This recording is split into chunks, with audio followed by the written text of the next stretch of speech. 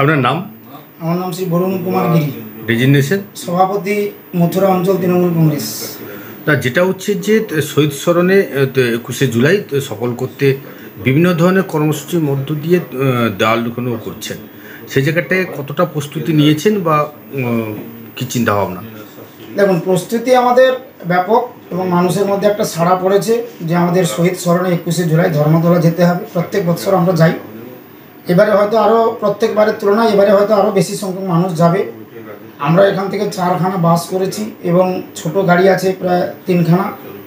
আমরা শুধু দেওয়াল লিখন নয়, আমাদের আরও অনেক কর্মসূচি আছে। আমরা দেওয়াল লিখেছি এবং 21শে জুলাইয়ের আগের দিন রাত্রে প্রায় 24টি বুথ আমার, এই 24টি বুথে মাইক দিয়ে মিছিল হবে।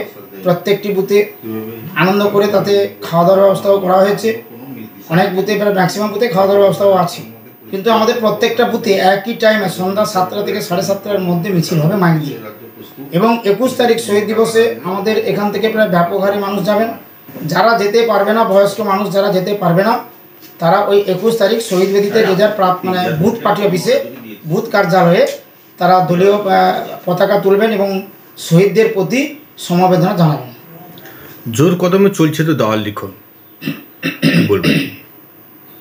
জোর কদমে বলতে আমরা সব বুথে হয়তো দেওয়ালটা লিখতে পারিনি, তো আমরা প্রচার তুঙ্গে রেখেছি। কিন্তু আমরা যেসব মার্কেট কমপ্লেক্স আছে, বড় বড় মার্কেট বাজার রয়েছে, সেই সব বাজার জায়গাতে আমরা মোটামুটি দেওয়াল লিখন করে দিয়েছি। ইতিমধ্যে আমাদের কাছে জেলা ব্লক থেকে প্রায় ব্যানার এসে গেছে, সেই ব্যানারগুলোও আমরা আজকেই সব জায়গায় পাঠিয়ে দেবো।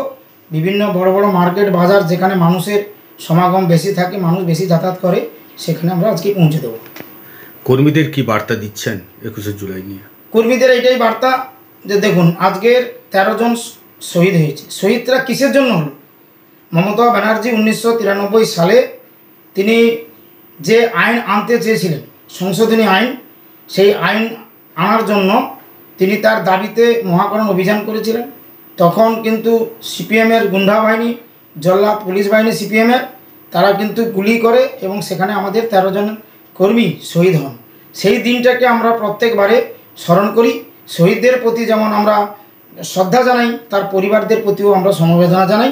এবং মমতা ব্যানার্জি এবং অভিষেক ব্যানার্জি, আমাদের নেত্রী মমতা বন্দ্যোপাধ্যায়, প্রত্যেক বছর তিনি এই দিন 21শে জুলাই দিনটিতে শহীদ দিবস হিসেবে উদযাপন করেন। কতজনকে নিয়ে যাচ্ছেন ধর্মতলায়? আমাদের টার্গেট আছে প্রায় 200।